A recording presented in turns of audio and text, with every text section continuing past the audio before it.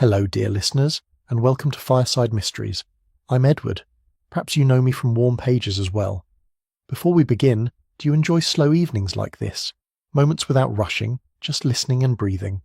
Share how you unwind at the end of the day, and don't forget to subscribe. Now get comfortable. Our story is about to begin. Chapter 1. The Death at Cragen Cottage. The autumn mist rolled down from the mountains like a grey cat stretching its paws, wrapping itself around the village of Lochdew with damp insistence. Police Sergeant Hamish Macbeth stood at the window of the police station, his hazel eyes surveying the sodden landscape, with the patience of a man who knew that Highland weather did exactly as it pleased, regardless of human inconvenience. His dog Lugs, a mongrel of indeterminate heritage and considerable ugliness, lay sprawled before the peat fire, one ear cocked in the universal canine expression of comfortable vigilance. The peace of the morning was broken only by the hiss of rain against the windows and the occasional pop from the fireplace. Hamish should have been content. This was precisely the sort of quiet morning he cherished, the kind that required nothing more strenuous than a second cup of coffee, and perhaps a contemplation of whether to attempt Mrs. Wellington's venison stew at the hotel for lunch. Promotion, ambition, the frantic pace of city life, all the things that drove other policemen to distraction, held no appeal for him whatsoever. He was Lochdub's constable, and that suited him perfectly. Yet something had been troubling the village lately, a subtle shift in the atmosphere that Hamish could not quite identify. It centred, he thought, around Dr. Alistair Brodie. Dr. Brodie had been Lochdub's physician for nearly 40 years, a fixture as permanent as the mountains themselves. He had delivered half the town's children, set countless broken bones, and sat beside deathbeds with the calm competence of a man who understood that life in the Highlands was both precious and precarious. But recently the doctor had announced he would no longer make house calls. His heart, he claimed, was weak. The roads were too dangerous at night. He was, after all, 73 years old and entitled to a bit of caution. The villagers had grumbled, naturally.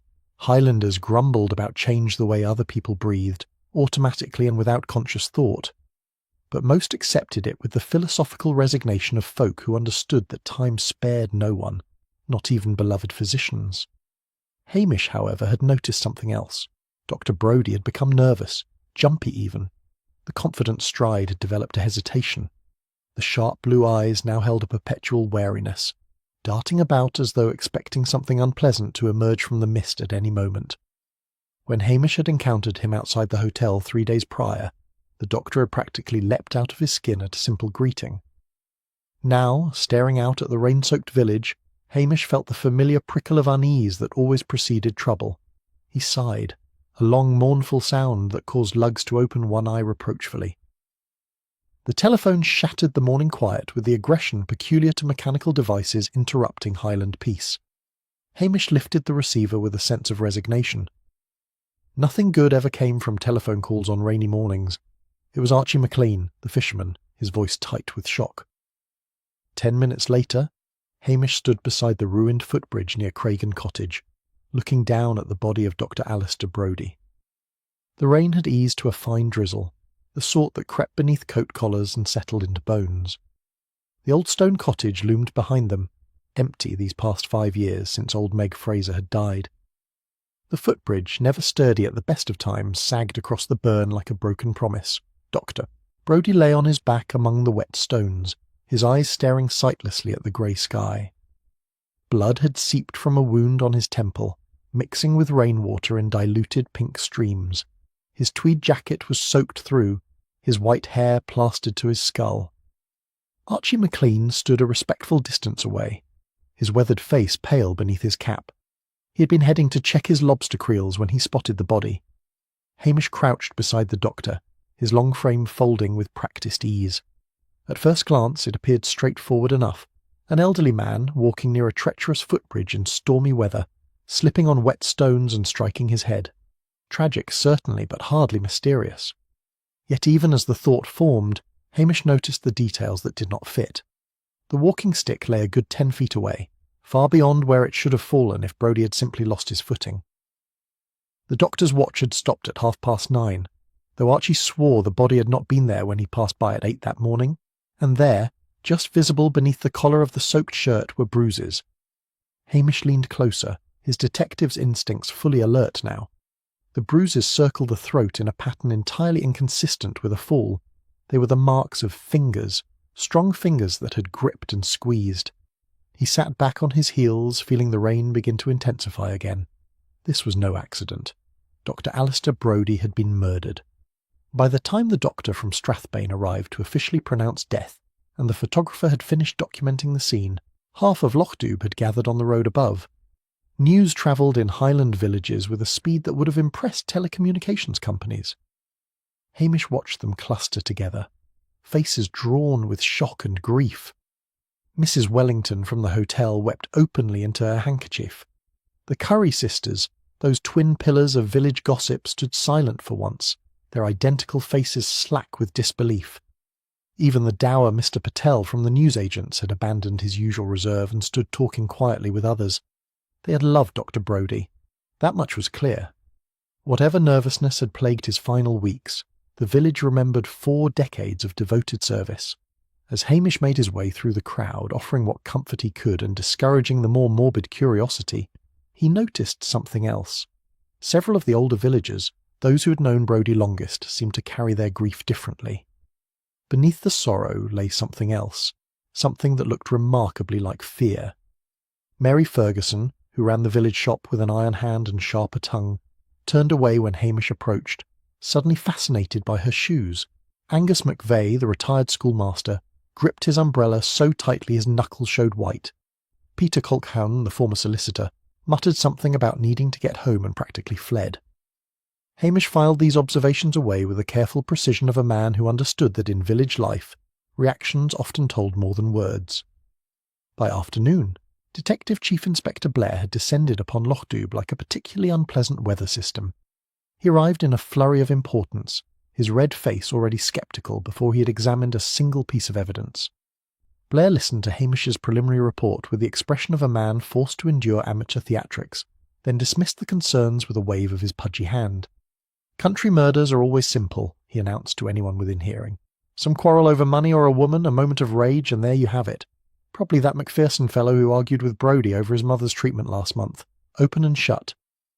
Hamish, who knew for a fact that Donny Macpherson had been in Inverness at a sheep auction when Brodie died, said nothing. Blair would discover his error soon enough, and in the meantime, silence was always the safest policy when dealing with superior officers who valued their own opinions above evidence. As evening settled over Lochdoub and the rain finally eased, Hamish walked slowly back to the police station. Lugs greeted him with the enthusiasm of a dog who had been abandoned for years rather than hours, and together they stood looking out at the darkening loch. Somewhere in this village someone had murdered a respected physician. Someone had watched Dr. Brodie's increasing nervousness and done nothing to prevent what happened beside Craigen Cottage. And several people, Hamish was certain, knew more than they were willing to say. He thought about the bruises on Brodie's throat, the fear in the old man's eyes these past weeks, and the strange reactions of his long-time friends. Whatever had happened at that footbridge, it was connected to something deeper, something that had roots stretching back into the past. Highland villages, Hamish reflected, had long memories. They remembered kindnesses and slights, debts paid and debts owed, secrets buried and secrets that refused to stay buried. Dr. Brodie had stopped making house calls because his heart was weak, he had said. But perhaps, Hamish thought, it was not his heart that had troubled him at all. Perhaps it was his conscience. Chapter 2. The Sutherland Circle. The funeral of Dr. Alistair Brodie took place on a Thursday afternoon beneath skies that seemed determined to outdo themselves in misery. The rain had returned with renewed enthusiasm, and the wind off the loch carried the sort of penetrating cold that made even lifelong Highlanders question their choice of residence. The small church was packed to capacity, with mourners standing 3 deep at the back and spilling out onto the path.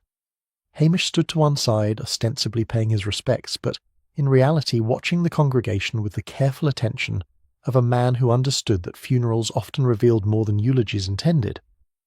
The Reverend McTavish delivered a sermon heavy with biblical references and light on specific details about the deceased, which suggested he had not known Dr. Brodie particularly well. This was unsurprising, given that the doctor had been a sporadic churchgoer at best.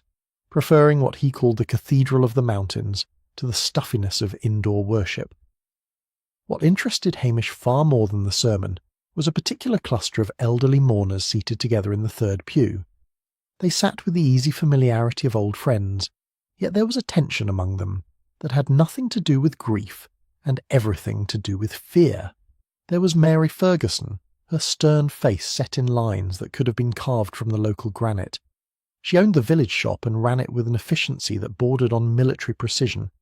Her black dress was severe, her grey hair pulled back in a bun so tight it seemed to stretch the skin of her face. She stared straight ahead throughout the service, never once glancing at her companions. Beside her sat Angus Macbeth, the retired schoolmaster. He was a small, neat man who had taught generations of Loch-Dubh children with varying degrees of success and patience. His hands trembled slightly as they gripped the order of service, and twice during the eulogy he dabbed at his forehead with a handkerchief despite the chill in the church. Irene Dunlop occupied the seat beside Macbeth. She was the widow of a wealthy salmon merchant and maintained a grand house on the outskirts of the village, though she spent much of her time in Inverness. Today she wore expensive black and pearls that seemed incongruous in the simple Highland kirk. Her eyes were red-rimmed, but whether from tears or sleeplessness, Hamish could not tell. Peter Colquhoun, the former solicitor, sat at the end of the pew with the upright bearing of a man accustomed to being taken seriously. Retirement had not diminished his air of authority, though the liver spots on his hands and the slight shake in his jaw betrayed his 70-odd years. He sang the hymns in a wavering baritone and seemed determined not to look at anyone. Behind them sat Donald Grant, a sheep farmer from nearby Struy. He was broader and rougher than his companions, with the weathered face of a man who spent his life outdoors. His attendance was notable, because Grant rarely came to Loch-Dubh except for the agricultural shows, and Hamish had not known he was particularly close to the doctor. In the very back, almost hidden in the shadows, sat Father Bryce from the Catholic Church. He was ancient now, nearly blind, and had to be guided to his seat by a helpful parishioner. His presence was touching, a gesture of ecumenical respect that transcended denominational boundaries. As the mourners filed out to the graveyard, Hamish positioned himself near the gate, offering quiet condolences and watching. The cluster of elderly friends remained together, forming a tight knot separate from the other villagers. They spoke in low voices, their heads bent close together in a manner that suggested conspiracy rather than comfort. Mrs. Wellington appeared at Hamish's elbow, dabbing her eyes with a sodden handkerchief. She was a formidable woman who ran the Tommel Castle Hotel with the organisational skills of a field marshal and the tact of a battering ram. Terrible business, Hamish. Terrible. And at his age, too. He should have been enjoying his retirement, not lying murdered beside a burn. Her voice carried across the graveyard with the subtlety of a foghorn, causing several heads to turn. Hamish guided her gently away from the main crowd. Mrs. Wellington was many things, but discreet was not among them. However, she was also an invaluable source of village knowledge, having lived in Loch-Dubh for over 30 years and possessed of an insatiable curiosity about everyone's business. "Mrs. Wellington," he said quietly, "those people there, the ones standing together, they all seem to have known Dr. Brodie well." Mrs. Wellington followed his gaze and her face brightened with the expression of someone about to impart particularly choice information. "Oh, aye, that's what we call the Sutherland Circle. Went to school together up in Inverness, Sutherland Academy it was called back then. Must be 50-odd years ago now. Stayed thick as thieves ever since. Used to go hiking together every summer when they were younger up in the mountains round Bentorridon, camping and what not. I always thought it rather odd myself, grown people traipsing about in the hills like students. But there you are." She paused to blow her nose with considerable force. Mind you, they don't do the hiking anymore. Too old for that sort of nonsense now, but they still meet for dinner once a month, or they did until recently. Dr. Brodie had stopped attending now I think on it. Must have been 3 or 4 months since I saw the whole lot of them together at the hotel. Hamish filed this information away with interest. "Do you know if there was any particular reason he stopped coming?" Mrs. Wellington pursed her lips. "Can't say for certain. There were rumours of a falling out, but then there are always rumours in a village, aren't there? Though I did notice they seemed strained with each other at old Meg Fraser's wake last spring. Barely speaking, some of them. The burial was mercifully brief. The rain intensified as the coffin was lowered into the sodden ground, as though the heavens themselves wept for the murdered physician. The mourners dispersed quickly, eager for warmth and tea. Hamish noticed that the Sutherland Circle did not linger to exchange memories or comfort one another. Instead, they scattered in different directions with unusual haste, like conspirators after a meeting gone wrong. That evening, Hamish sat at his desk in the police station, Lugg snoring at his feet, and compiled his notes. The official investigation was proceeding along predictable lines. Blair had indeed arrested Donny Macpherson, despite Hamish's patient explanation about the sheep auction, and would likely hold him until the alibi was verified beyond even Blair's capacity for self-delusion. But Hamish's own investigation pointed in a different direction entirely. 6 elderly people, lifelong friends, all behaving with barely concealed anxiety at their companion's funeral. A friendship stretching back 5 decades, hiking trips in remote mountains, and some unspecified falling out that predated the murder. He was reaching for the telephone to call an old friend who worked at Sutherland Academy when it rang beneath his hand, making him jump. It was Jessie Mackenzie, who cleaned for Angus McVeigh. Her voice was high with excitement and worry. "Mr. Macbeth, I thought you should know. I was cleaning Mr. McVeigh's study this afternoon and I found him burning papers in the fireplace. Nothing unusual in that, you might think, but he was in such a state about it, white as a sheet and shaking, and when I came in he tried to hide what he was doing, but I saw it plain as day. It was a note, Mr. Macbeth, written in block letters like you see in the films. What did the note say, Jessie?" She lowered her voice to a theatrical whisper. I only caught a glimpse before it went up in flames, but it said something like, "One has paid, the others will follow," or something very like it. Mr. McVeigh saw me looking and practically shooed me out of the house. I've never seen him so agitated, and I've been cleaning for him these past 12 years. After assuring Jessie that she had done the right thing in calling, Hamish sat back in his chair and stared at the peat fire crackling in his own grate. One has paid, the others will follow. This was no longer a simple murder investigation. Someone was systematically threatening the members of the Sutherland Circle, and Dr. Brodie had been the first to die. The question was why. What had these respectable elderly pillars of the community done that warranted such calculated vengeance? And more pressingly, would Angus McVeigh be the next to pay? Hamish reached for his coat. It was time to have a very serious conversation with the surviving members of the circle, whether they wanted to cooperate or not. Outside, the rain continued its relentless assault on the highlands, and somewhere in the darkness, a killer waited with patience born of long-nursed grievance. The peaceful village of Lochdu, Hamish reflected grimly, was about to discover that some secrets refused to stay buried, no matter how many decades you piled on top of them. Chapter 3. Old Shadows Stir. The morning after the funeral dawned with uncharacteristic brightness, as though the weather had exhausted itself with melodrama and decided to try a different approach. Hamish stood on the shore of the loch throwing sticks for lugs, who retrieved them with an enthusiasm that suggested he had forgotten this was the same game they played every morning. Hamish's mind, however, was far from the simple pleasures of dog entertainment. He had spent half the night reading through old records and the other half lying awake, trying to piece together a puzzle with too many missing pieces. Dr. Alistair Brodie had been, by all accounts, a model citizen. His patient records, which Hamish had obtained with appropriate warrants and considerable difficulty, showed nothing but routine medical care delivered with competence and discretion. His financial affairs were in perfect order. He had no known enemies, no secret vices, no hidden debts. Yet someone had strangled him and left him beside Craigen Cottage in the rain, and now that same someone was threatening Angus McVeigh. Hamish had called on McVeigh the previous evening, only to find the retired schoolmaster barricaded behind locked doors, shouting through the letterbox that he had nothing to say, and would Hamish please leave him in peace. The fear in that cultivated voice had been unmistakable. The other members of the Sutherland Circle had proven equally unhelpful, though in different ways. Peter Colquhoun had answered the door with a whisky in hand in the belligerent manner of a man who had been consulting the bottle for courage. He dismissed the threatening note as juvenile nonsense, probably the work of some bored teenager with a grudge against authority figures. When Hamish pressed for details about the Circle's shared history, Colquhoun had shown him the door with considerable force.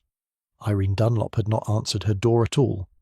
Her housekeeper, a tight-lipped woman from Brakey, reported that Mrs. Dunlop had departed for Inverness suddenly and indefinitely, taking only a small suitcase and leaving no forwarding instructions. Donald Grant had been marginally more forthcoming, but only because Hamish caught him outside the agricultural supply store and he could not easily escape. The farmer admitted that yes, the circle had been friends for decades, and yes, they had gone hiking together in their youth, and no, he could think of no reason why anyone would wish them harm. When Hamish mentioned Callum McRae, a name he had found in fragmentary school records from 1969, Grant's weather-beaten face had gone pale. He muttered something about needing to check on his sheep, and departed with unseemly haste, leaving Hamish standing in the car park with more questions than answers. A visit to Father Bryce had proven equally frustrating, though in a more poignant fashion. The old priest was nearly deaf, and his memory wandered like mist on the mountains. He remembered the Sutherland Circle vaguely, spoke warmly of Dr. Brodie's kindness, but became agitated when pressed for details about their school days. His housekeeper eventually intervened, suggesting that Father Bryce needed rest, and perhaps Sergeant Macbeth could return another time. Now, watching lugs chase seagulls with optimistic futility, Hamish considered his options. The official investigation was going nowhere. Blair had released Donnie McPherson with bad grace after the sheep auction alibi proved unshakable, and was now pursuing a theory involving travelling salesmen that made no sense whatsoever. Hamish's own inquiries had hit a wall of silence as solid as Highland granite. He needed a different approach. The Lockdube Library occupied 2 rooms above the community centre and was presided over by Miss Menzies, a woman of uncertain age and certain opinions. She greeted Hamish with the cautious warmth reserved for infrequent patrons, who might be about to ask for something difficult. Newspapers, Hamish said, from 1969 and 1970, particularly anything about Sutherland Academy or accidents in the Ben Torridon area. Miss Menzies' eyes gleamed with the light of professional challenge. We keep the Highland Gazette on microfiche, though the machine hasn't worked properly since 1987. You'll need to use the bound volumes in the back room. Mind you don't disturb the Historical Society's archives. They're very particular. 2 hours later, Hamish emerged with dry eyes, a stiff neck, and several photocopied articles. The most relevant was dated February 1970 and ran under the headline, "Tragedy on Ben Torridon, Student Presumed Drowned." The article was brief and oddly vague. Callum McRae, age 17, a scholarship student at Sutherland Academy, had vanished during a hiking expedition in severe winter weather. His companions reported that he had attempted to cross a swollen burn despite warnings and been swept away. No body had been recovered. The death certificate had been signed by Dr. A. Brodie, acting medical officer. Hamish read the article 3 times, noting what it did not say as much as what it did. There was no mention of precisely who these companions were, no explanation of why a medical certificate could be issued without a body, no follow-up articles about memorial services or grieving family. It was, Hamish thought, the sort of reporting that happened when influential people wanted a story to go away quietly. He was walking back to the police station, lost in thought, when he nearly collided with the Curry twins outside the bakery. Nessie and Jessie Curry were identical in appearance, and nearly identical in character, both possessing an encyclopedic knowledge of village gossip and the determination to share it whether invited or not. "Hamish Macbeth," Nessie said, in her habit of addressing people as though they might have forgotten their own names. "We were just talking about you." "About you," Jessie echoed, as was her habit. Hamish suppressed a sigh. "Were you indeed?" Nessie leaned closer, her voice dropping to what she imagined was a whisper, but could probably be heard in breaky. "That Donald Grant was in the gun shop this morning. Bought himself a shotgun and 2 boxes of cartridges. Said it was for vermin, but we all know he's never bothered with a gun before." "Never bothered," Jessie confirmed. "And Angus McVeigh hasn't been seen outside his house in 2 days. Mrs. MacLeod says she saw him peeking through the curtains at all hours, watching the street like he expects the devil himself to come walking up." "The devil himself," Jessie agreed darkly. Hamish thanked them for the information and continued on his way, his unease growing. Grant buying a gun suggested he took the threat seriously. McVeigh hiding in his house confirmed it, and Irene Dunlop fleeing to Inverness showed that at least one member of the circle understood the danger clearly enough to run from it. That afternoon brought an unexpected visitor to the police station. Angela Brodie, the doctor's niece from Edinburgh, had come to Lockdube to sort through her uncle's effects. She was a brisk woman in her 40s, with the no-nonsense manner of a solicitor accustomed to difficult situations. She had found something, she said, that disturbed her greatly. In her uncle's desk, hidden beneath a false bottom that she discovered quite by accident, were sleeping pills. Not an unusual thing for a doctor to possess, certainly, but there were also receipts for whiskey, quantities of it, all purchased in the months before his death. Uncle Alistair rarely drank, she said, her voice tight. A dram at Hogmanay, perhaps, but nothing more. Yet these receipts suggest he was drinking heavily, and the sleeping pills, they're quite strong. The dosage would suggest he was having difficulty sleeping for some time. She handed Hamish a small notebook, water-stained and difficult to read. I found this as well. It appears to be some sort of diary, though most of it is illegible. But there's one entry near the end that I could make out. Hamish opened the notebook carefully. The handwriting was shaky, suggesting it had been written in distress, or while under the influence of alcohol. Most pages were indeed too water-damaged to read, but near the back, one entry stood out in slightly clearer script. I cannot carry this burden any longer. What we did was unforgivable. Callum haunts my dreams. I see him in the snow, reaching out. We could have saved him. God forgive us, we could have saved him. Hamish looked up to find Angela watching him with troubled eyes. Who was Callum, Sergeant Macbeth? And what did my uncle and his friends do that was so unforgivable? Hamish had no answer, but he was beginning to form a terrible suspicion. That evening, as he sat by his fire with Lugs asleep across his feet, Hamish considered the pieces of his puzzle. A boy named Callum McRae, dead in the winter of 1969, a doctor who signed a death certificate without a body, a group of friends bound together by something more than affection, something that resembled shared guilt. And now, 50 years later, someone was taking revenge. The question was whether Callum McRae was truly dead, or whether the boy who vanished in the snow had somehow survived and waited all these years for justice. Outside, clouds gathered over the mountains once more, and Hamish felt the familiar chill of approaching trouble. Somewhere out there, in the gathering darkness, a figure watched and waited, and Angus McVeigh, barricaded in his house with the curtains drawn tight, was right to be afraid. Chapter 4. Death on the Moor. Sunday morning in Loch Dubh typically proceeded with the gentle rhythm of a place where the Sabbath was still observed. If not with the fervour of previous generations, then at least with a certain reluctance to engage in anything requiring excessive effort. The kirk would fill with worshippers of varying degrees of devotion, the hotel would serve an elaborate lunch, and the afternoon would pass in a haze of newspapers and naps. This particular Sunday, however, began with an absence that set tongues wagging before the first hymn had been sung. Angus McVeigh was not in his customary pew. Hamish, who had positioned himself strategically at the back of the church precisely to observe such details, felt a cold knot form in his stomach. McVeigh had not missed Sunday service in 15 years, barring the occasion of his late wife's funeral and a bout of pneumonia that had nearly killed him. The Reverend McTavish droned through his sermon with his usual enthusiasm for agricultural metaphors, comparing the congregation to sheep in need of shepherding with an irony that appeared lost on him entirely. Hamish barely heard a word. His eyes kept drifting to the empty pew, and his mind kept returning to the threatening note, and McVeigh's frightened face peering through curtains. The moment the final blessing was pronounced, Hamish was out the door and striding toward McVeigh's neat cottage on the edge of the village. Lugs trotted beside him, sensing his master's urgency and abandoning his usual practice of investigating every interesting smell along the way. The cottage had the closed, shuttered look of a place abandoned. Hamish knocked firmly, then louder, then finally tried the door. It was locked. He peered through windows into rooms that were tidy but empty, as though their occupant had simply vanished. Mrs. MacLeod, McVeigh's neighbour, appeared in her doorway wrapped in a cardigan despite the mild weather. "He's not been home since yesterday morning," she called across the garden. "I saw him leave around 9, walking toward the moor with his stick. Thought it odd at the time, him going out when he'd been hiding indoors for days, but I supposed he needed fresh air. But he never came back, Sergeant. I watched for him, and he never came back." Hamish felt the cold knot tighten.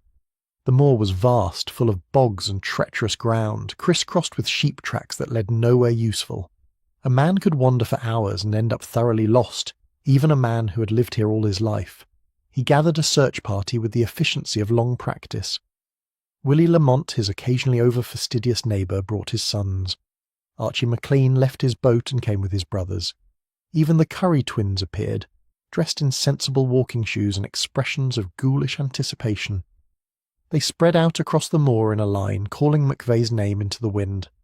The sky had clouded over again, and the first spots of rain began to fall as they searched. Hamish led them toward the old shepherd's hut that stood about 2 miles from the village, a stone ruin that offered minimal shelter, but was well known to locals as a landmark. It was Archie's younger brother Colin who found him. The shout that went up was not one of relief, but of horror, and Hamish ran toward it with his heart hammering and his long legs covering the rough ground in great strides. Angus McVeigh sat bound to an old wooden chair inside the ruined hut, his head slumped forward, his skin the colour of candle wax. Rain had blown through the gaps in the stone walls and soaked him thoroughly. He had clearly been there all night, exposed to the elements, unable to move or call for help.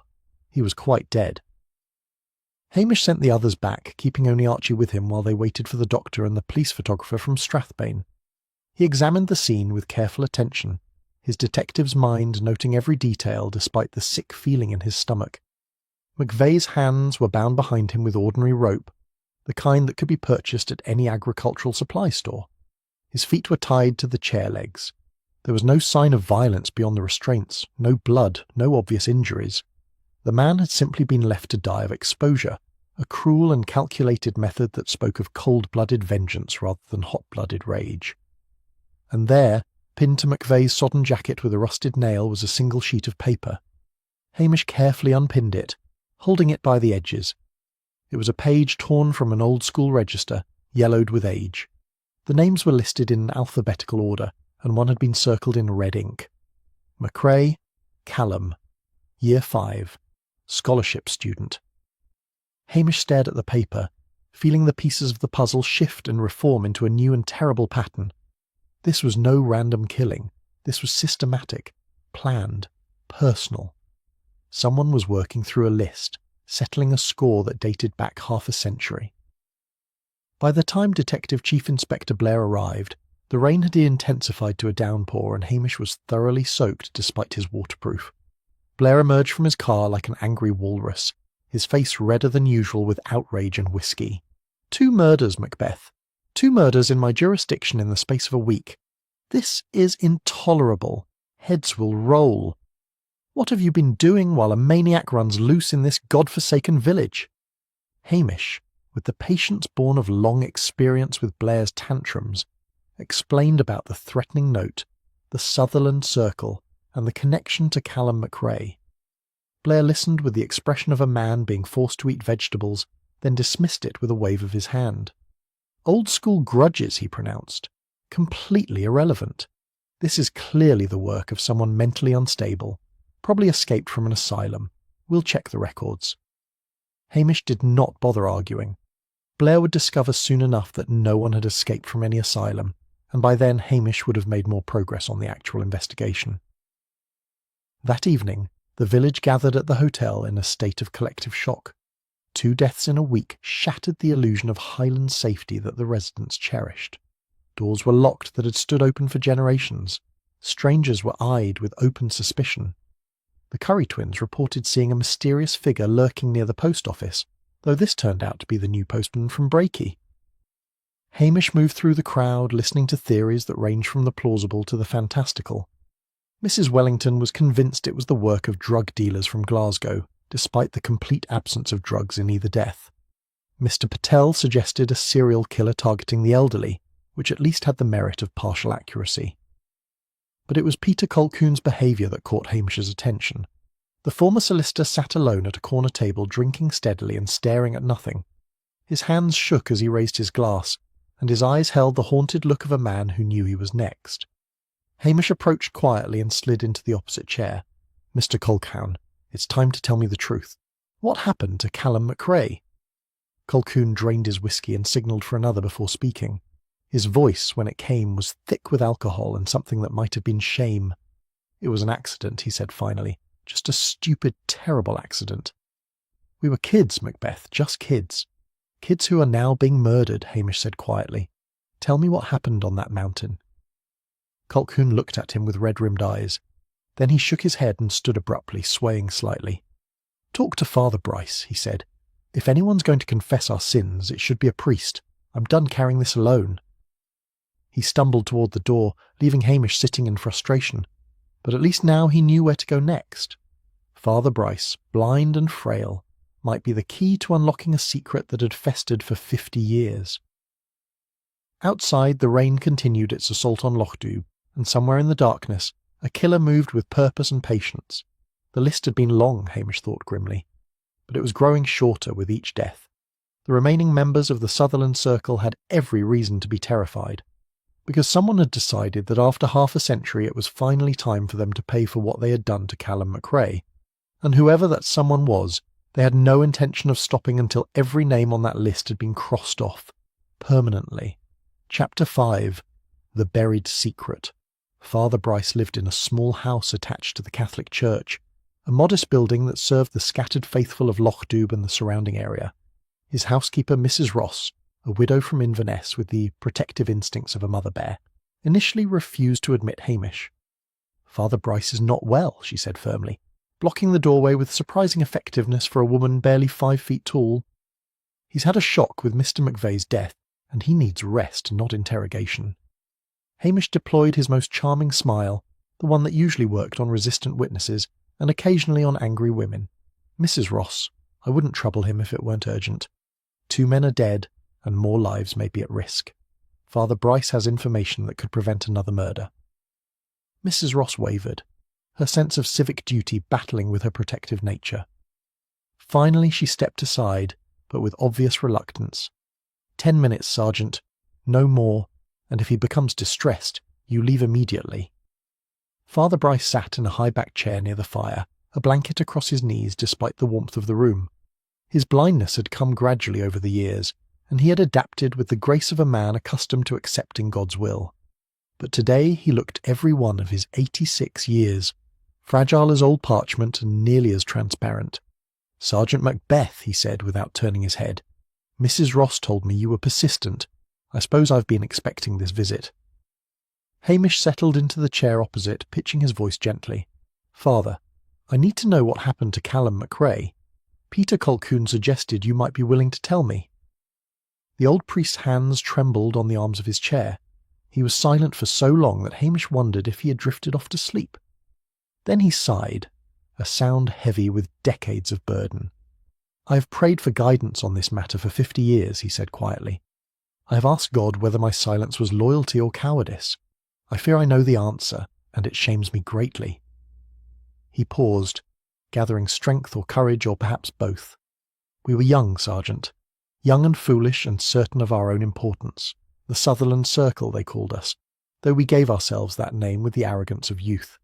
We thought ourselves better than others because we had won places at a good school, because we came from respectable families, because the world seemed to open before us like a book waiting to be written."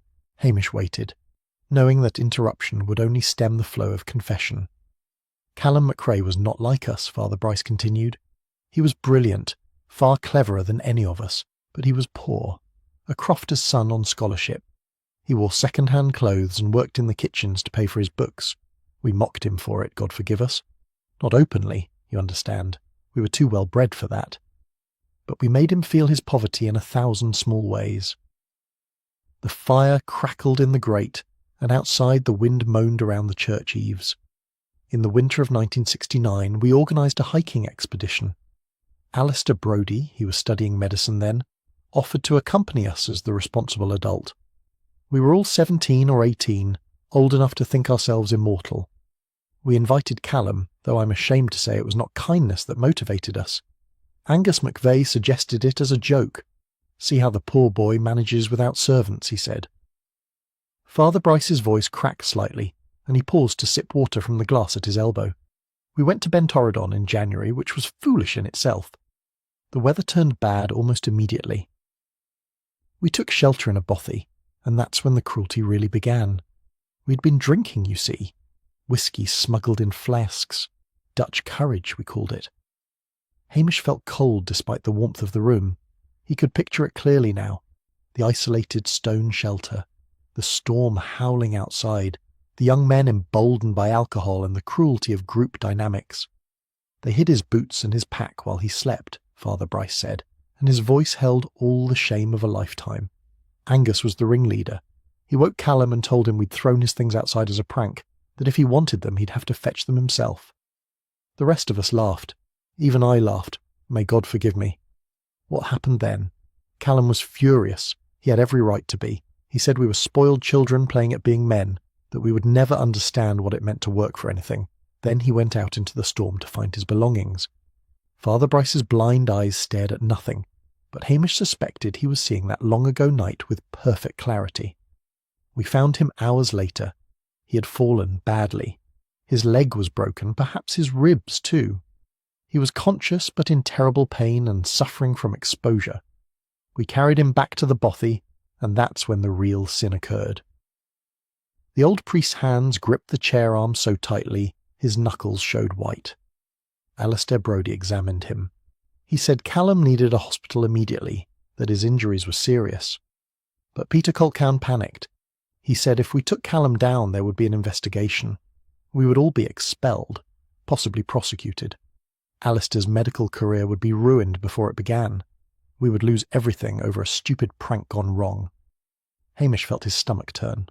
No, he said quietly. Father Bryce nodded slowly. We argued for hours while Callum lay there, drifting in and out of consciousness.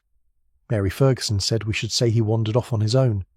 Donald Grant suggested we could claim he fell before we arrived at the bothy. We constructed lie after lie, and with each one the delay grew longer and Callum grew weaker. And then we left him, Father Bryce whispered. God help us, we left him in that storm. Alistair gave him what pain medication he had, and we told ourselves we would send help once we reached civilization. But we knew the truth. In that weather, help would never arrive in time. The room was silent except for the crackling fire and Mrs. Ross moving quietly in the kitchen beyond. We hiked down the mountain the next morning. Alistair signed a death certificate claiming Callum had drowned attempting to cross a flooded burn. The authorities accepted it without question. Why wouldn't they? We were respectable young people from good families. There was no reason to doubt our word, and Callum's body? Never found, Father Bryce said. We said the water had swept it away. In truth, we didn't know if he was dead or alive when we left him. We simply abandoned him and prayed the storm would erase our crime. Hamish sat back, feeling the weight of this ancient sin. 6 young people had left a boy to die rather than face consequences. They had built successful lives on a foundation of lies and shared guilt. And now, someone was making them pay.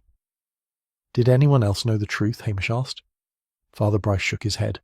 We swore a pact never to speak of it. Over the years we tried to forget. Some of us succeeded better than others. Alistair never did. I think it ate at him until the day he died, and now I wonder if his murder was not punishment but release. One more question, Father. Did Callum have family who might have discovered the truth? The old priest's face crumpled. He had a mother who died of grief within 5 years, and a younger sister, Aelid. She was only 12 when Callum vanished. I heard she emigrated to Canada years ago, but I don't know what became of her.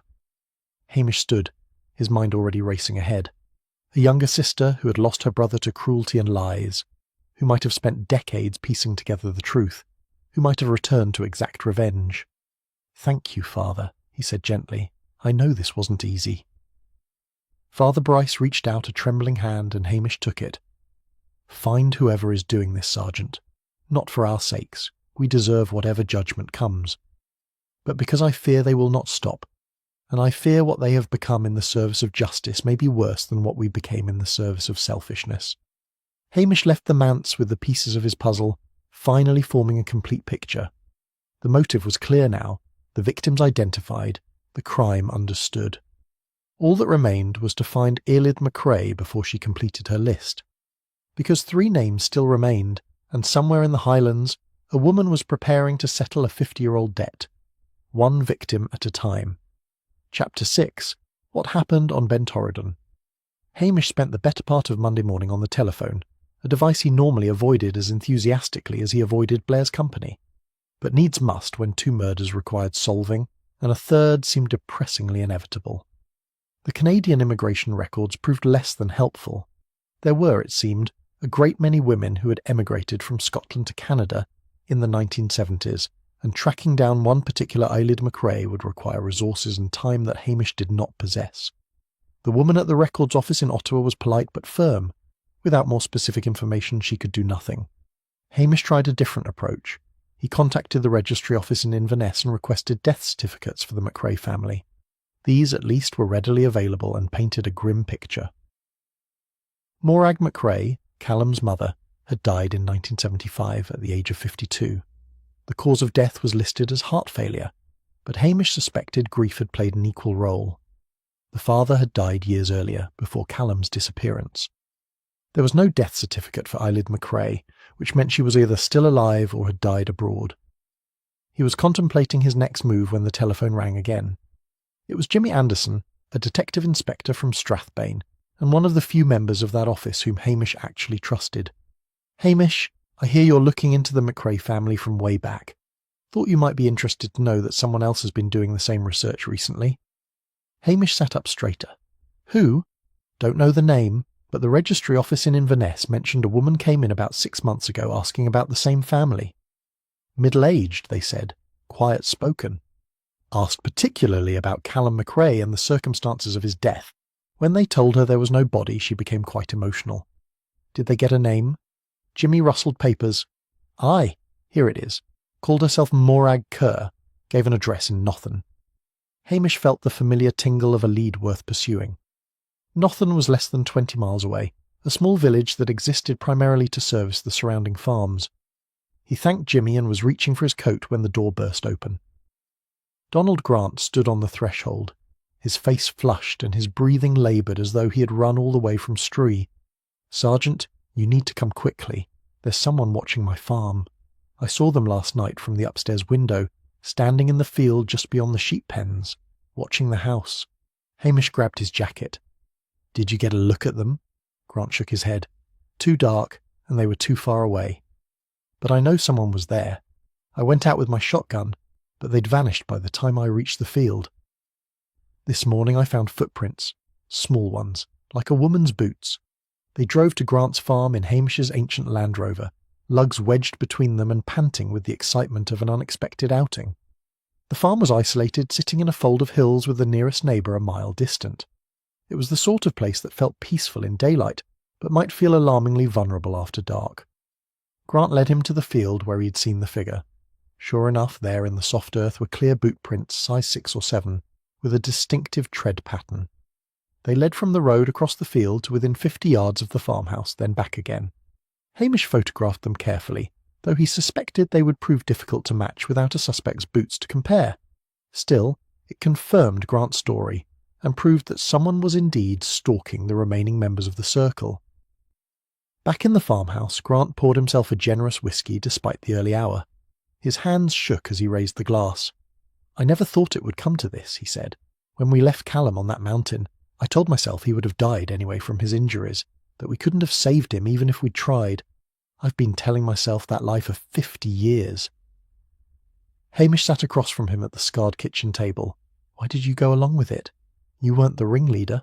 Grant laughed bitterly. "No, that was Angus McVeigh, God rest his soul or damn it, whichever he deserves. But I was a coward. We all were, except perhaps Irene. She wanted to help him, you know. She cried and begged us to carry him down, but the rest of us shouted her down and eventually she gave in too. Where is Mrs. Dunlop now?" Grant shrugged. "Inverness, I suppose. She ran the moment Alistair died. Smartest one of us all, as it turns out."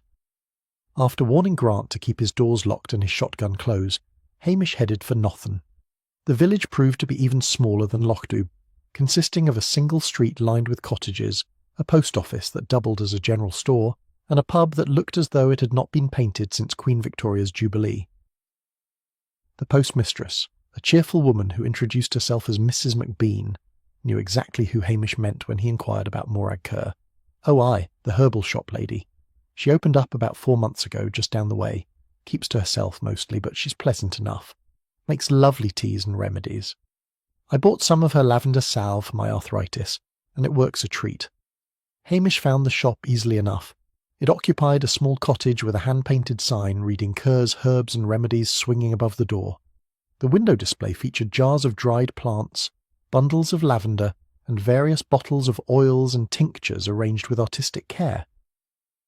The bell jangled as he entered, and a woman emerged from the back room. She was perhaps 50, with dark hair streaked with grey, and eyes that might have been blue or grey depending on the light. She wore practical clothes, a cardigan over a cotton dress, and had the sort of quiet competence that came from years of self-reliance. "Can I help you?" Her voice was soft, with the faint trace of a Highland accent that had been diluted by time spent elsewhere. Hamish introduced himself and watched her face carefully. There was a flicker of something, recognition perhaps, or wariness, but it passed quickly. "I'm looking for information about Eileith McRae," he said gently. "I believe you might know something about her."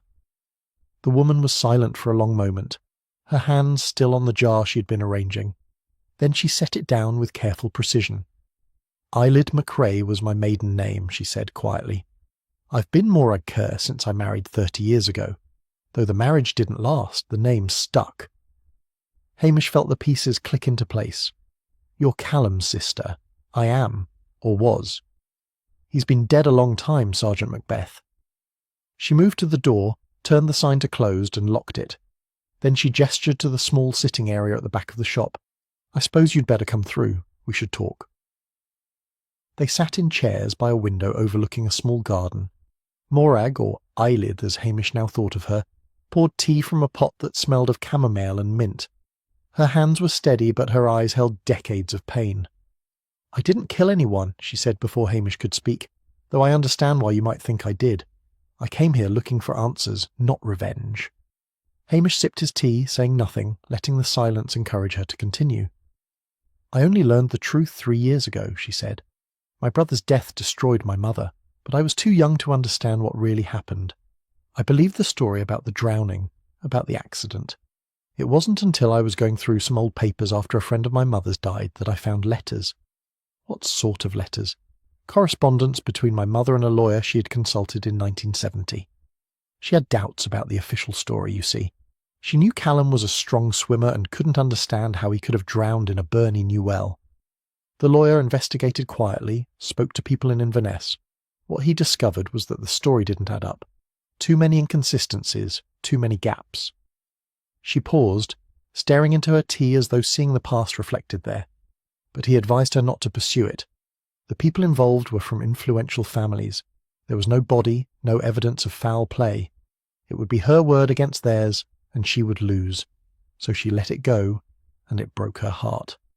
"And you decided to pursue it yourself," Hamish said. Morag nodded. "I traced the other students who had been on that expedition. It took time, but I found them all eventually. Successful, respectable pillars of their communities. Dr. Brodie, the beloved physician, Angus McVeigh, the retired schoolmaster, all of them living comfortable lives while my brother rotted in an unmarked grave somewhere on Ben Torridon." "Where were you the nights they died?" Hamish asked quietly. She met his eyes directly. "Here, alone. I have no alibi, Sergeant. I run this shop by myself and live upstairs. But I didn't kill them. Though I confess, when I learned they were dead, I felt something that might have been satisfaction." Outside, clouds gathered over the hills, and Hamish considered the woman before him. She had motive, certainly. She had opportunity, probably. But something about her manner suggested truth rather than deception. "Why did you come to Snothen?" "Why now?" "I wanted to see them," she said simply, "to look them in the eyes and ask them to acknowledge what they had done. I thought perhaps, after all these years, one of them might feel enough remorse to tell the truth. That's all I wanted, Sergeant, just the truth. And did any of them?" She shook her head. "They closed ranks the moment they realized who I was, refused to speak to me, threatened to call the police if I came near them again, so I retreated here and tried to build a quiet life. When I heard about the murders, I knew I would be suspected." Hamish believed her, though he could not have said precisely why.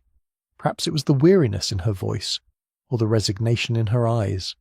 This was a woman who had carried grief for decades, but she did not strike him as someone who had crossed the line into murder, which meant the real killer was still out there, and 3 people were still in danger. Chapter 7. The Dead Boy's Family. Hamish left Nothen with more questions than answers, a state of affairs that was becoming depressingly familiar. If Morag Kerr was not the killer, Then who was? And if she was lying about her innocence, she was doing so with remarkable composure. He stopped at a lay-by overlooking the glen and telephoned Jimmy Anderson again. "I need you to check something for me, Jimmy. Quietly, mind, without Blair getting wind of it." Jimmy sighed, the sigh of a man accustomed to being asked for favours that might get him in trouble. "What is it this time? Find out if there are any other living relatives of Callum McRae. Cousins, aunts, uncles, anyone who might have a connection to the family, and check if Morag Kerr has any children." There was a pause. "You think the sister's involved?" "I think I need to eliminate all possibilities," Hamish said diplomatically. "Also, can you find out if Callum McRae's body was ever found? I know the official story says he drowned, but there's no mention of a burial." "I'll see what I can dig up," Jimmy said. Pun not intended. Hamish returned to Lochdoop to find the village in a state of heightened anxiety that bordered on paranoia. The Curry twins had organised a neighbourhood watch scheme that consisted primarily of them watching everyone else's neighbourhoods and reporting suspicious activity, which apparently included Mr. Patel receiving a delivery of newspapers at an unusual hour and Mrs. Wellington entertaining a gentleman friend from Inverness. More usefully, Willie Lamont reported that he had seen someone tending the old McRae graves in the churchyard the previous evening. "Small figure," he said, wearing a dark coat and carrying flowers. Stayed about 20 minutes, then left on foot toward the road to Nothen. Hamish walked to the churchyard, Lugs trotting beside him with the air of a dog who considered cemetery visits an excellent opportunity to investigate interesting smells. The McRae graves were in the older section, simple headstones weathered by decades of Highland weather. Morag McRae, beloved wife and mother, 1923-1975. Duncan McRae, beloved husband and father, 1920-1967. There was no grave for Callum, only a small plaque added later that read, "In memory of Callum Duncan McRae, 1951-1969, lost to the mountains." Fresh wildflowers lay against Morag's headstone, mountain pansies and heather bound with twine. They had been placed recently, probably the evening before if Willie's sighting was accurate. Hamish stood among the graves thinking. If Morag Kerr was visiting her family's resting place, it suggested genuine grief rather than calculated revenge, but it also confirmed she was in the area and had opportunity. His mobile phone rang, startling a pair of ravens from a nearby yew tree. "Hamish? It's Jimmy. I've got some information that you're going to find very interesting. Go on." First, Morag Kerr, née McRae. Married in 1976 to a Canadian named Robert Kerr, divorced in 1983. No children. She worked as a nurse in Toronto for 20 years, then in various care homes. Clean record, no arrests, nothing suspicious. And Callum? Jimmy's voice took on a different tone. "That's where it gets strange, Hamish. I found a reference to him in hospital records from 1969. He was admitted to a hospital in Ullapool in late January of that year, suffering from severe hypothermia, frostbite, broken bones, and exposure." Hamish felt his pulse quicken. He survived. For a while, aye. The records are sketchy, but it seems he was found by fishermen several days after he went missing. He was in terrible shape, delirious and barely conscious. They took him to hospital, but he discharged himself after a few weeks against medical advice and disappeared. Why wasn't this reported? Why did everyone think he was dead? That I don't know. But here's the thing, Hamish. I found a death certificate for Callum McRae dated 1995. He died in Glasgow, in a hostel for homeless men. The cause of death was listed as pneumonia complicated by chronic alcoholism. Hamish closed his eyes, picturing it. A brilliant boy, destroyed by cold and cruelty, spending decades drifting through a half-life of poverty and illness while his tormentors prospered. Was there any family notified when he died? None listed. He was buried in a pauper's grave under the name Colin McRae, possibly a mistake or possibly deliberate. The only reason I found it at all was because the birth date matched. Someone from a homeless charity attended the funeral. A woman, according to the records, but no name. Hamish thanked Jimmy and stood in the churchyard, reconstructing the tragedy. Callum had survived the mountain, but his injuries and the trauma had broken something essential. Instead of returning home to his grieving mother, he had vanished into anonymity. Perhaps he feared his wealthy attackers would escape justice. Perhaps the damage was too great to overcome, and Morag, his sister, had discovered this terrible truth only recently. She had learned that her brother had suffered for decades while the people responsible lived comfortable, respected lives. The question was whether that knowledge had driven her to murder or merely to grief. Hamish was walking back to the police station when he spotted Priscilla Halberton Smythe emerging from the hotel. Priscilla was the daughter of the local laird and one of the few people in Lochdoub whose intelligence matched her beauty. She and Hamish had a complicated history involving a broken engagement and a friendship that had survived despite occasional awkwardness. "Hamish," she called, crossing the road to join him. "I heard about the murders. Are you making progress?" "Some," he admitted, "though I'm not sure I'm getting closer to stopping the next one." Priscilla fell into step beside him, elegant even in her country tweeds. "I've been thinking about this situation. If someone is taking revenge for an old wrong, they must be very patient. Most people who want revenge act quickly, in the heat of emotion. But these murders are calculated, planned well in advance," Hamish nodded, "which suggests either great self-control or that the grief has had time to mature into something colder." "There's something else," Priscilla said. "I was talking to Mrs. Wellington, and she mentioned that Morag Kerr visited Lochdoub several months ago, before she opened her shop in Nothen. She stayed at the hotel for 3 days, and spent most of her time walking around the village and talking to older residents. Did Mrs. Wellington know what she was asking about? The old days, apparently, the Sutherland Circle. She told Mrs. Wellington she was researching family history, that her brother had known some of them from school. Mrs. Wellington said she seemed pleasant but sad, and that she was particularly interested in Dr. Brodie. So she was here, gathering information, confirming their identities and routines, Hamish said. That doesn't prove murder, but it doesn't look good either. Priscilla studied him with the shrewd gaze that had always seen more than he was comfortable revealing. "But you don't think she did it, do you?" Hamish sighed. "I think she had every reason to hate them and every opportunity to kill them, but something doesn't fit. The murders are cruel, vindictive. Leaving McVeigh to freeze to death, that's cold-blooded vengeance. When I talked to Morag Kerr, I saw grief and anger, but I didn't see that kind of cruelty." "Perhaps you're not seeing clearly," Priscilla suggested gently. "Perhaps your sympathy for her story is clouding your judgment." It was a fair point, and Hamish could not dismiss it. He had been wrong before, swayed by a sad story or a sympathetic face. But his instincts had also saved lives and caught killers, and right now those instincts were insisting that something was missing from this picture. That evening Hamish sat in the police station with his notes spread across the desk, trying to see what he was missing. Lugs lay across his feet, snoring with the abandon of a dog who had no murders to solve. 2 members of the Sutherland Circle were dead. 3 remained: Mary Ferguson, Peter Colquhoun, and Donald Grant.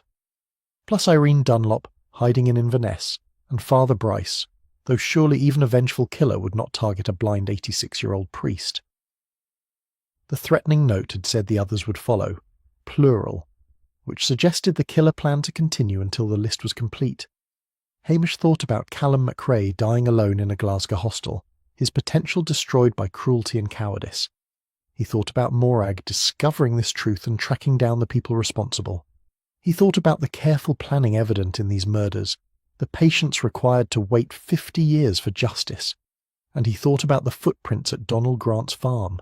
Small boots, woman's size. But Morag Kerr was not the only woman connected to this case. There was Mary Ferguson, herself a member of the Circle. There was Irene Dunlop, who had wanted to help Callum but had been shouted down. There might be others, relatives or friends of Callum that he had not yet discovered. The telephone rang, shattering his concentration. It was the desk sergeant from Strathbane, his voice urgent. "Sergeant Macbeth, we've had a report from Inverness." Irene Dunlop's housekeeper called in a panic. "Someone tried to break into the house tonight. Mrs. Dunlop is terrified and demanding police protection." Hamish grabbed his coat.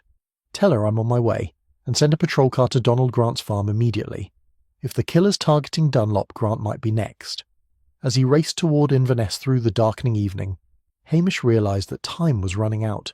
The killer was accelerating, growing bolder, and unless he could identify them soon, the remaining members of the Sutherland Circle would join their companions in death. Somewhere ahead in the darkness, justice and vengeance had become so entangled that even Hamish was no longer certain where one ended and the other began. Chapter 8. The Woman from Nothen. Inverness gleamed with streetlights as Hamish navigated through evening traffic, a sharp contrast to the darkness of the Highland roads behind him. Irene Dunlop lived in a substantial Victorian house in one of the better neighbourhoods, the sort of address that spoke of old money and careful investments. A patrol car was already parked outside when Hamish arrived. The officer, a young constable named Fraser, met him at the gate with obvious relief. "She's in a right state, Sergeant. Won't stop going on about someone trying to break in through the kitchen window." The lock's been forced right enough, but whoever it was ran off when the housekeeper started screaming. Hamish found Mrs. Dunlop in the drawing room, wrapped in a cashmere shawl despite the warmth of the room and clutching a brandy glass with white knuckles. She was a handsome woman still, with the bone structure that aged well and the wardrobe that suggested regular visits to Edinburgh boutiques. But tonight she looked every one of her 70 years, and fear had stripped away the veneer of confidence. Her housekeeper, Mrs. Grant, no relation to Donald, hovered nearby with the protective concern of a long-time retainer. "I knew they would come for me eventually," Mrs. Dunlop said without preamble. "Just like they came for Alistair and Angus. We thought we were safe after all these years, but we were wrong." "Tell me what happened tonight," Hamish said gently, settling into a chair across from her. Mrs. Grant had gone to draw the curtains in the kitchen around 8 o'clock, when she noticed the window latch had been forced open. She screamed, and I came running. We saw someone in dark clothing climbing back out, but it was too dark to see properly. A woman, I think, from the size. She disappeared into the garden before we could get a proper look. Did she say anything? Make any sound? Mrs. Dunlop shook her head. Just vanished like a ghost. But she left something behind. She reached into her pocket and withdrew a small object wrapped in tissue paper. With trembling fingers, she unwrapped it to reveal a tarnished brass button, the sort that might have come from an old-school blazer. Hamish examined it carefully. Engraved on the front was a crest and the words Sutherland Academy. "It was Callum's," Mrs. Dunlop whispered, "from his school uniform. I remember because he was always losing buttons and having to sew them back on himself. He couldn't afford to replace them like the rest of us could." The button was a message, Hamish realised. A reminder of the boy they had abandoned, as personal and damning as the school register page had been. "Mrs. Dunlop, I need you to tell me everything you remember about Callum McRae. Not just what happened on the mountain, but before that. What was he like?" She closed her eyes, and when she spoke her voice was thick with decades of suppressed emotion. "He was brilliant," she said. "Far cleverer than any of us. He should have gone to university, become a doctor or a scientist or anything he wanted. But he was poor, and we made sure he never forgot it. We were cruel in the way that privileged children are cruel, thoughtlessly and constantly." She paused to sip her brandy. "I tried to be kind to him sometimes. I felt guilty about how the others treated him. But I was too weak to stand up to them properly. And that night on the mountain, when it really mattered, I failed him completely. What exactly happened after you found him injured?" We argued for hours. Alistair examined him and said he needed a hospital immediately, that waiting could be fatal. But Peter was terrified of the scandal. He said we would all be expelled, that our futures would be ruined. Angus supported him, and then Mary. Donald just stood there saying nothing, which was the same as agreeing. And you? I begged them to carry him down. I said we could claim it was an accident, that we'd tried to help but the weather was too severe. But they shouted me down, called me hysterical and foolish. Eventually I stopped fighting. God help me, I stopped fighting, and let them convince me to abandon him. Tears ran down her cheeks unchecked. The worst part is that Callum was conscious for some of it. He heard us arguing about whether to save him or save ourselves. The last thing I remember before we left was the look in his eyes. Not anger, just resignation. As if he had always known we would fail him when it mattered. "Did you know he survived?" Hamish asked quietly. Mrs. Dunlop's head snapped up. "What? Callum didn't die on the mountain. He was found by fishermen and taken to hospital in Ullapool. He survived for another 26 years before dying alone in Glasgow." The colour drained from her face. No, that can't be true." Alistair signed the death certificate. We held a memorial service. Hamish explained what Jimmy had discovered, watching Mrs. Dunlop's horror deepen with each detail. By the time he finished, she was sobbing openly, great wrenching sobs that shook her entire frame. 26 years, she gasped between sobs. He suffered for 26 years because of us.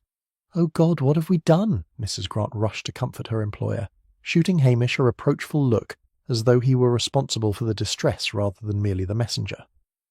Hamish waited until Mrs. Dunlop had composed herself somewhat, then asked the question that had been troubling him. "Did Callum have any friends at school? Anyone outside your group who might have cared about him?" Mrs. Dunlop wiped her eyes with a handkerchief. "There was one girl, I think. She wasn't in our year, younger by a few years. She used to talk to Callum in the library sometimes. I remember because it struck me as odd that anyone would voluntarily spend time with him. Do you remember her name?" Mrs. Dunlop thought hard. Something Scottish. Flora, perhaps. Or Fiona. No, wait. It was Morag. I remember now because Mary made a nasty joke about it. Said of course poor Callum could only attract a girl named Morag.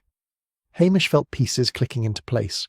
Not Eyelid McCrae, Callum's sister, but another Morag entirely. But Mrs. Dunlop had already said the sister's name was Eyelid. Unless, Hamish thought with sudden clarity, Morag Kerr was not Eyelid McCrae at all. He thanked Mrs. Dunlop, arranged for the patrol car to remain outside for the night, and stepped out into the Inverness evening with his mind racing. Back in his Land Rover, he telephoned Jimmy Anderson yet again. "Jimmy, I need you to check something urgently. Find out if Eyelid McCrae ever married. And if so, what her married name was." 10 minutes later, Jimmy called back. Eyelid McCrae married in 1978 to a farmer named Thomas Kerr. He died in a farming accident in 1982. She remarried in 1985 to Robert Kerr, no relation to the first husband. They divorced in 1990. She lives in Vancouver now, works as a teacher. I spoke to her myself. She knew about her brother's death in Glasgow, but said she couldn't face coming back to Scotland for the funeral. "So Morag Kerr is not Eyelid McCrae," Hamish said slowly. "No, different people entirely. But here's the interesting part. I did some more digging on Morag Kerr, found her nursing records from Toronto. Her maiden name wasn't McCrae, it was Wilson. Morag Wilson." "Then who the hell is she?" Hamish demanded. "That I don't know, but she's been using Kerr as a married name for over 30 years, so that part's legitimate at least. The question is why she told you she was Callum's sister." Hamish sat in the dark car, watching late shoppers hurry past on the street. A woman who'd claimed to be Eyelid McCrae but was not. A woman who had researched the Sutherland Circle extensively. A woman who wore small boots and lived conveniently close to Lochdu. A woman who had lied about her identity from the very beginning. He started the engine and pointed the Land Rover back toward Nothan. It was time for another conversation with Morag Kerr, and this time he would not be accepting gentle denials and sad stories. This time he would get the truth. The drive back seemed longer than the drive out. Each mile weighted with urgency. Hamish tried calling ahead to the Snothan police, such as it was, but got no answer. The village would be dark by now, most residents tucked up indoors against the October chill. As he drove, his mobile rang. It was the constable he had sent to check on Donald Grant. "Sergeant, Grant's fine. Bit shaken up, but unharmed. He said he saw someone in his fields again tonight, but when we searched we found nothing. Oh, and Mary Ferguson called the station. Said she saw a woman walking past her shop late this afternoon staring in the window. Made her nervous, she said. Described her as middle-aged, dark hair going grey, wearing a waxed jacket." "That's Morag Kerr," Hamish said. "Put out a call. I want her found and brought in for questioning immediately. She may be armed and is certainly dangerous." He pressed harder on the accelerator, the old Land Rover protesting but responding. Somewhere in the darkness ahead, a woman who had carefully constructed a false identity was carrying out a methodical revenge, and Hamish had let her walk away that very afternoon. The question now was whether he could find her before she completed her list, or whether he was already too late. Chapter 9. The last name on the list. The herbal shop in Nothan was dark and locked when Hamish arrived, the cheerful window display now sinister in the shadows. He tried the door, peered through windows, and finally went around to the back entrance. That too was secured, but a light burned in an upstairs window. Hamish knocked loudly, then harder when no response came. Finally he called up to the window. "Mrs. Kerr, I know you're there. We need to talk. Now." The light went out. Hamish considered his options. He could break down the door, but that seemed excessive if he was wrong about her guilt. He could wait for backup, but that might take too long if she was planning to flee. Or he could try the Highland approach, which involved stubbornness and patience in equal measure. He settled on the doorstep and prepared to wait. 10 minutes later, the door opened a crack. Morag Kerr stood in the gap, wrapped in a cardigan, her face pale in the darkness. "I have nothing more to say to you, Sergeant." Hamish stood, using his height to advantage without being overtly threatening. "That's unfortunate, because I have quite a lot to say to you, starting with the fact that you're not Ilid McRae." The door started to close, but Hamish put his foot in the gap. "Ilid McRae lives in Vancouver and has never returned to Scotland. You're Morag Wilson, formerly Morag Kerr by marriage. So the question is, who are you really, and why did you lie to me?" For a long moment Morag said nothing. Then she stepped back and opened the door wider. "You'd better come in." The flat above the shop was small but comfortable, furnished with the impersonal neutrality of rental accommodation. Morag gestured to a chair but remained standing herself, her arms wrapped around her body as though warding off cold. "My name is Morag Wilson," she said quietly. "I was a student at Sutherland Academy, 3 years below Callum McRae. I used to see him in the library. He was kind to me when others weren't. I had a difficult home life, and he seemed to understand what it was like to feel like an outsider." "Go on," Hamish said. "When he disappeared, I believed the drowning story like everyone else. Years later I married Robert Kerr and moved to Canada. I trained as a nurse, had what I thought was a good life. Then, about 5 years ago, I was working in a care home in Toronto when an old man was admitted. He was dying, rambling with fever." She paused, her eyes distant with memory. "He kept talking about the mountain, about being left in the snow, about people who were supposed to be his friends abandoning him. The nurses thought it was just delirium, but something about it haunted me. I sat with him one evening when he was more lucid, and I asked him his name. He said Colin McRae, but the way he said it, I knew it wasn't his real name. Then he looked at me and asked if I remembered him. He said, 'You used to talk to me in the library. You were kind.'" "It was Callum," Hamish said. Morag nodded, tears streaming down her face. "I barely recognised him. He was skeletal, ravaged by years of alcoholism and rough living, but his eyes were the same, brilliant and sad and completely defeated. He died 3 days later, and before he went he told me everything. About the hiking trip, about the cruel prank, about how they argued over whether to save him or save themselves, and you decided to take revenge." She met his eyes directly. "No, Sergeant. I decided to come here and confront them, to make them acknowledge what they had done. I thought perhaps one of them might feel remorse after all these years. I thought if they knew Callum had suffered for decades because of their cowardice, they might finally tell the truth." "But they didn't," Hamish said. "They closed ranks immediately. Dr. Brodie refused to see me. Angus McVeigh threatened to call the police. Peter Colquhoun told me I was stirring up ancient history better left buried. So I came to Nothen and opened the shop, and I tried to build a quiet life. When they started dying, I knew I would be suspected. That's why I told you I was Eilid. I thought if you believed I was family, you might understand my anger but also believe I wouldn't act on it." Hamish studied her carefully. The tears seemed genuine, the grief authentic. But he had been fooled before, and 2 men were dead. "Where were you the nights Dr. Brodie and Angus McVeigh died?" Morag laughed bitterly.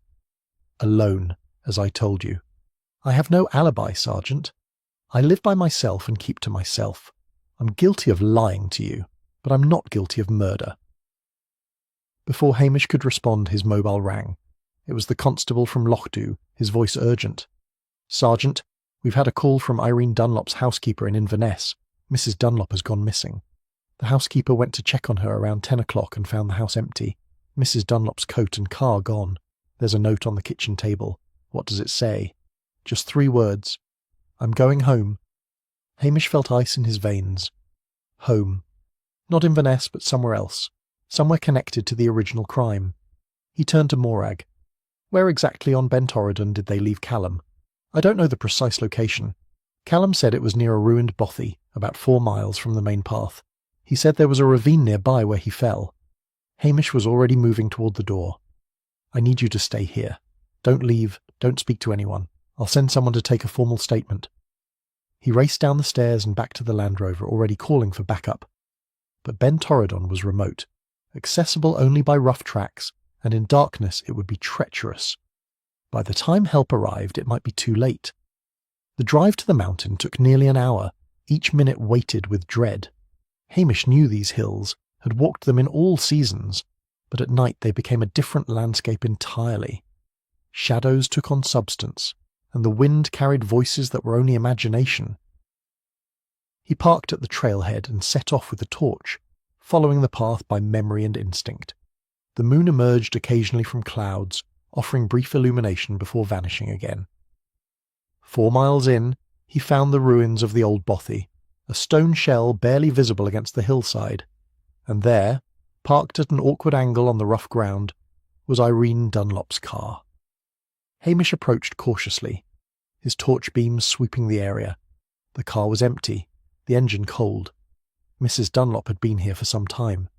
Then he heard voices, carried on the wind from somewhere beyond the bothy. One was Irene Dunlop's cultured tones, high and strained. The other was unfamiliar, rougher, younger. He followed the sound to a rocky outcrop overlooking a ravine. 2 figures stood near the edge, silhouetted against the night sky. Mrs. Dunlop stood with her back to the drop, her face illuminated by moonlight. Tears streaked her cheeks, and her hands were raised in supplication. Facing her was a woman Hamish had never seen before. She was perhaps 45, with short dark hair and the wiry build of someone accustomed to physical labour. In her hand she held a syringe. "You don't have to do this," Mrs. Dunlop was saying. "Please, I know what we did was unforgivable, but this won't bring him back." The other woman's voice was cold. "Nothing will bring him back, but you can finally pay for what you did. You can suffer the way he suffered." Hamish stepped forward, keeping his movements slow and non-threatening. "Put down the syringe. This ends now." Both women turned, startled. The stranger's grip tightened on the syringe. "Who are you?" Hamish asked quietly. The woman laughed, a bitter sound. "I'm the person they forgot about. The one who loved Callum and watched him be destroyed. I'm the reason he's dead, because I wasn't strong enough to save him." Hamish moved closer, his mind working rapidly. "You were with him in Glasgow. You were the woman from the homeless charity who attended his funeral." She nodded. "I met him in Toronto years after what happened. I was volunteering at a shelter and he came in one night half frozen and half mad. I tried to help him, tried to get him into proper care, but the damage was too deep. When he told me what they had done to him, I promised I would make them pay." Her hand shook and Hamish saw the desperation in her eyes. "My name is Sarah Brennan," she said, "and I loved Callum McRae more than these people ever valued him. They left him to die on this mountain, and I'm going to make sure they understand what that means." She took a step toward Mrs. Dunlop, and Hamish knew he was out of time. He lunged forward just as Sarah raised the syringe, catching her wrist and pulling her away from the edge. They struggled briefly, Sarah's grief-fueled strength surprising him, but eventually he managed to secure the syringe and restrain her. She collapsed against him, sobbing, while Mrs. Dunlop sank to the ground in shock. Below them, the ravine yawned dark and deep, the place where a brilliant boy had fallen 50 years ago and begun a descent that would last the rest of his ruined life. And Hamish stood on that cold mountain, holding a broken woman who had tried to dispense justice the only way she knew how, and wondered whether he had done the right thing by stopping her. Chapter 10. Long Memories. The police station in Lochdu had rarely seen as much activity as it did in the days following Sarah Brennan's arrest. Detective Chief Inspector Blair descended upon the village with his customary bluster, claiming credit for solving the case despite having contributed nothing beyond obstruction and incorrect theories. Hamish endured this with the patience of a man who had long ago learned that arguing with Blair was as productive as arguing with the weather. Sarah Brennan was transferred to Inverness to await trial, and Hamish suspected she would plead guilty. During their one conversation before the transfer, she had shown no remorse for the murders, only regret that she had not completed her list. "They deserved to suffer," she had said quietly, "every one of them. Callum was brilliant and kind, and they destroyed him over a stupid prank. They left him broken for the rest of his life, and they never once tried to make amends." Hamish could not argue with her facts, only with her methods. The truth emerged slowly, pieced together from Sarah's statements and Jimmy Anderson's diligent research. Sarah Brennan had been a social worker in Toronto, volunteering at homeless shelters in her spare time. She had met Callum McRae in 1993, 2 years before his death, and recognised immediately that beneath the alcoholism and mental illness lay a sharp intelligence that had been shattered by trauma. She had tried to help him, gotten him into temporary housing, convinced him to see doctors. For a brief time it seemed he might recover. He had even told her about his past, about the brilliant future he had once imagined and the cruel joke that had ended it. Then winter came, and with it the nightmares. Callum would wake screaming about the snow and the cold, and the voices arguing over whether he was worth saving. He began drinking again, and the fragile progress collapsed. He died the following February alone in a hostel, his last words a rambling apology to his mother. Sarah had attended his funeral, the only mourner besides the minister, and in that frozen cemetery she had made a promise to give him the justice he'd been denied. It took her years to track down the members of the Sutherland Circle. She worked methodically, using social media and public records, eventually compiling a complete list. She retired early, sold her house in Toronto, and moved to Scotland with a single purpose. The veterinary sedatives she had threatened Irene Dunlop with, the ones found in her cottage when it was searched, were the same drugs she had used on Angus McVeigh. Dr. Brodie's death had been more direct, strangled in a rage she had not entirely controlled. But McVeigh's murder had been calculated, designed to mirror the exposure and abandonment Callum had suffered. She had planned to leave each remaining member of the circle to die in the cold, one by one, until they understood what Callum had endured. Lochdoub struggled to process the revelations. The village had lost Dr. Brodie and Angus McVeigh, men who had been respected pillars of the community. Yet they had also committed a sin so profound that it had echoed across 5 decades. The remaining members of the Sutherland Circle reacted in different ways. Peter Colquhoun drank himself into a stupor and had to be admitted to hospital for alcohol poisoning. Mary Ferguson closed her shop for a week and was spotted attending church services with unprecedented frequency. Donald Grant sold his farm and moved to Aberdeen, unable to bear the weight of village judgment. Irene Dunlop returned to Inverness but wrote a letter to the Highland Gazette confessing the truth about Callum McRae's death. It was published on the front page under the headline 50 Years of Silence, and it sparked a fierce debate about privilege, justice, and whether some crimes were too old to prosecute. Father Bryce resigned from active ministry as Hamish had predicted. He spent his remaining days in prayer and penance, though whether God granted him forgiveness remained between him and his conscience. Morag Kerr, the real Morag Wilson, was cleared of any involvement in the murders once Sarah's confession made it clear she had acted alone. She closed the herbal shop in Nothen and returned to Canada. Her brief attempt at finding peace in the Highlands ended by circumstances beyond her control. 3 weeks after Sarah's arrest, Hamish stood at the edge of Lochdoub with lugs, throwing sticks into the loch and contemplating the strange nature of justice. The law was clear enough. Sarah Brennan had committed 2 murders and attempted a third. She would spend the rest of her life in prison, and by legal standards justice would be served. But Hamish could not shake the feeling that true justice remained elusive. 6 young people had abandoned a boy to die in the snow, and they had lived comfortable lives while their victim suffered. The law had done nothing to punish them because the crime had been covered up too well, and prosecuting it after 50 years was impossible. So Sarah had taken matters into her own hands, and now she would pay the price. Priscilla found him there, appearing with the quiet grace that characterized her movements. She stood beside him for a moment, watching lugs chase seagulls with optimistic futility. "You look troubled," she observed. Hamish sighed. "I keep thinking about Callum McRae. Brilliant boy, destroyed by cruelty. If they had just carried him down that mountain, he might have recovered. He might have become a doctor or a scientist, might have had a family, might have lived a full life." "But they didn't," Priscilla said gently, "and nothing can change that now. No, but it doesn't seem right that they got away with it for so long, that they only faced consequences when someone else broke the law to deliver them." Priscilla was silent for a moment, then spoke with the clear-eyed pragmatism that Hamish both admired and occasionally found unsettling. "Life isn't fair, Hamish. You know that better than most. The law does what it can, but it can't reach everything. Sometimes the guilty escape punishment, and sometimes the innocent suffer. All you can do is your job as best you can and accept that justice is complicated." Hamish knew she was right, but the knowledge did not ease the discomfort. That evening Hamish received an unexpected visitor. Aelid McRae, the real sister, had flown in from Vancouver after learning about the murders and the revelations. She was a small, quiet woman in her late 60s, with her brother's intelligent eyes and the weary sadness of someone who had carried grief for most of her life.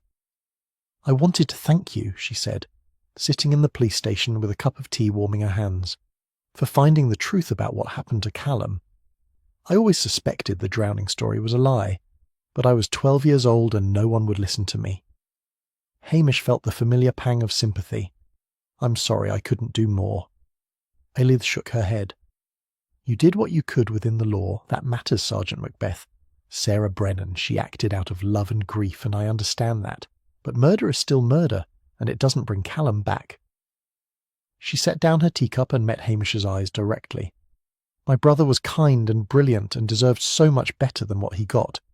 But I don't want his memory to be defined by revenge and violence. I want people to remember that he existed, that he mattered, and that what happened to him was wrong. Before she left Lochdoub, Aled arranged for a proper memorial stone to be placed in the churchyard, next to their mother's grave. It read simply, Callum Duncan McRae, 1951-1995, beloved brother and friend, gone but not forgotten. At the small dedication ceremony, attended by Hamish and a handful of villagers who had never known Callum but felt compelled to bear witness, Elid spoke briefly. Highland communities remember everything, she said. Kindness and cruelty, debts and betrayals. My brother was failed by people who should have protected him, but he was also loved by a few who recognised his worth. I hope that in remembering him, we remember both the capacity for cruelty and the capacity for compassion that exists in all of us. As autumn deepened into winter and the first snow dusted the mountains, Lochdoub gradually returned to its normal rhythms. The murders became part of village history, a cautionary tale about old sins and long memories. The Sutherland Circle, once the subject of mild jokes about hiking in tweeds, was now remembered as a warning about privilege and cowardice. Hamish stood at his window one morning watching snow fall gently on the loch and thought about the case. The murders were solved, the killer was arrested, the victims were protected. By every legal measure he had succeeded. Yet emotionally, nothing felt settled. Because justice, real justice, remained as elusive as snow in the highlands, beautiful and pure when it fell, but quick to melt into something murkier. Callum McRae remained what he was the night they abandoned him on Ben Torridon, a lonely boy left behind by people who should have saved him.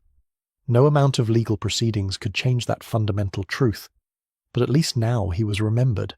At least now his story was known, and perhaps, Hamish thought, that was a kind of justice too. Lugs whined softly, wanting his morning walk, and Hamish reached for his coat. The past was done, the case was closed, and Lochdoub needed its constable to focus on the present. Outside the snow continued to fall, covering the village in white, and Hamish Macbeth walked into it with his faithful dog beside him, ready for whatever came next. Because that was what he did. That was what he had always done. He protected his patch of the Highlands as best he could, accepted that he could not save everyone, and found contentment in the small victories. It was enough. It had to be.